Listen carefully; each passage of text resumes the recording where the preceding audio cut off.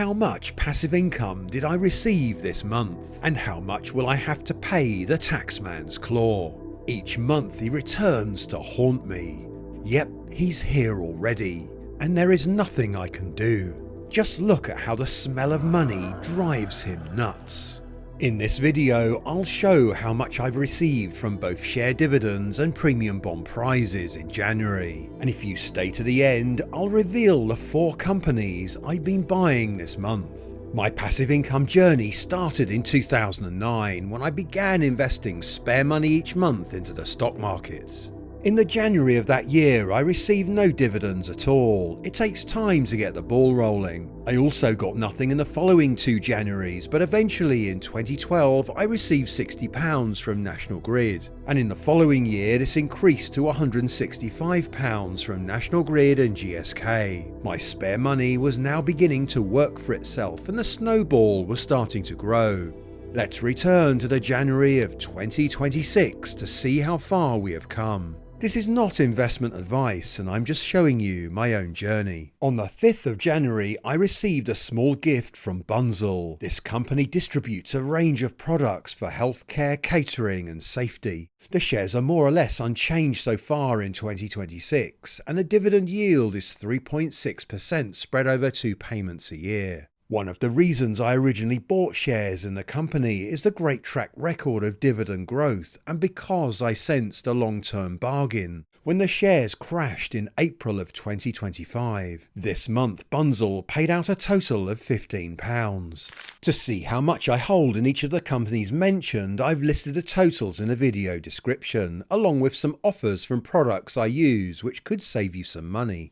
Also on the 5th, it was a turn of Tate Lyle to pay out. This company specialises in a range of products for the food and beverage industry. The shares are up slightly this year. The dividend yield is 5.3% spread over 2 payments. Dividends fell in 2022 and the company sold one of its non-core businesses. This month, Tate Lyle paid out a total of £65. On the 30th, I received a present from SSE. SSE is a multinational energy company and is the 28th largest company in the UK. The shares have been doing well this year so far, up 8.6%. The dividend yield is 2.7% spread over 2 payments a year. Dividend payments in pence per share have fluctuated a little in recent years. This month, SSE paid out a total of £160. On the subject of energy, and with the cold winter now upon us, if you are thinking of changing your energy provider, then you may want to consider Octopus Energy. I've been with them for several years, and if you switch over by either using my link in the video description or scanning this QR code, then we will both get £50 worth of credit. On the 8th, I received some cash from GSK. This pharmaceutical giant is the 8th largest listed company in the UK. The shares are up slightly at the time of this video. The yield is 3.4% and GSK is a quarterly payer. Here is the dividend history. A few years ago, GSK spun off its consumer healthcare business as a separate company called Haleon, which is also a FTSE 100 company. Since then, the dividends per share have been rising slowly. This month, GSK paid out a total of £175. On the 13th, it was the turn of National Grid to pay out dividends to its shareholders. National Grid is a British multinational electricity and gas company. The shares are up 6.7% so far this year. The dividend is reasonable at 3.8% spread over 2 payments. Dividend payments have been fairly robust over the long term. I've held National Grid shares for over 17 years and in that time they have paid me £8,795.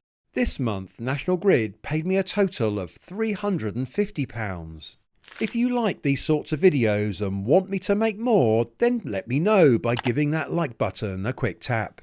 And now onto the monthly premium bond draw. I use premium bonds as my emergency fund, kept out of the market on purpose. The headline yield is currently 3.6%. There is 1 draw a month. You have easy access to your money. There is a chance to win £1 million each month and all winnings are tax-free. The first £1 million winner this January was based in Suffolk and held the maximum of £50,000 in bonds. The second lucky winner was from Berkshire and also held a maximum of £50,000.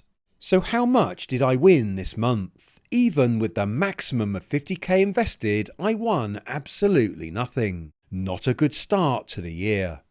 The bar on the left shows my expected average winnings with 50k invested, and my actual winnings, as you have just seen, is 0. It will be interesting to see what happens as the year progresses. So the total passive income this month was £765. Oh, and here comes the taxman's claw to try and take some of my dividends away.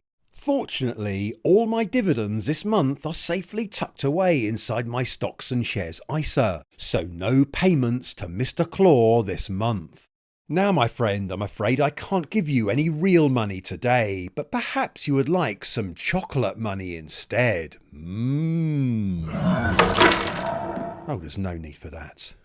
This chart shows how much I was paid in January over the last few years. All figures are after tax, so you can see how much I actually get to keep. Because of compounding, it does tend to rise over time. However, companies can sometimes pay in slightly different months each year. Last year, United Utilities paid out in January, and I also won £125 in premium bonds, which explains why last January was better than this year. This chart shows how my monthly passive income has changed since I started in 2009. This is just share dividends and does not include premium bond prizes. The fall in 2020 is the impact the pandemic had on my dividends, but as you can see, it recovered quickly after that. At the time of this video, I'm receiving an average of £1,568 per month in share dividends after tax. It's important to remember that dividends are only part of the story. There is capital growth as well, which makes up the main part of my total return. Let's look at the full picture for 2026. At the start of the year, the portfolio stood at 690k, and at the time of this video, it's increased to 712k. I've actually added no new money into the platform at all this year. This gives me a net gain of 21k in just a single month. This is of course unrealised gains as I haven't sold anything. It's not a bad start to the year at all. Before I reveal what I've been buying this month, these are the companies which I own and which will be paying dividends in February. As you can see here, there are 5 of them. Why not hit the subscribe button to be notified as soon as I release that video? Subscribing to my channel is absolutely free. The average dividend yield of the FTSE 100 is 2.9%, and the yield of my own portfolio is even lower at 2.7%. However, as I've been investing for so long and companies generally raise their dividends, my yield on the actual money I've invested since the start is 6.4%. So what have I been buying this month? As I've already mentioned, I haven't put any new money into the platform in 2026. For all of the following purchases, I've just used accumulated dividends. Firstly, I've continued with my purchases of Legal & General. It's the newest addition to the portfolio, but I've been increasing my holdings quite rapidly. Over the last 12 months, it's up a fairly moderate 8.8%, but the dividend is huge at 8.4%. Normally I would stay away from such a high yield, but I'm prepared to make an exception here. The dividend growth is very impressive, with Legal & General able to raise those dividends year after year, a very good sign indeed. Now the rest of the companies I've added more to are ones which I believe in for the long term, but which are having a very bad time lately. I'm hopeful that their fortunes will turn around eventually, and I've decided to buy more while the prices are low. The first is the beverage maker Diageo. Over the last 12 months, the share price has been absolutely hammered. The dividend yield is 4.7% and the payments have shown an upward trend over the long term. If you asked me if a company like Nvidia will still be around in 50 years from now, I really would have no idea. But I'd make a guess that people will still be drinking Guinness. And what's more, a new CEO is in charge. His name is Dave Lewis, the man who saved Tesco.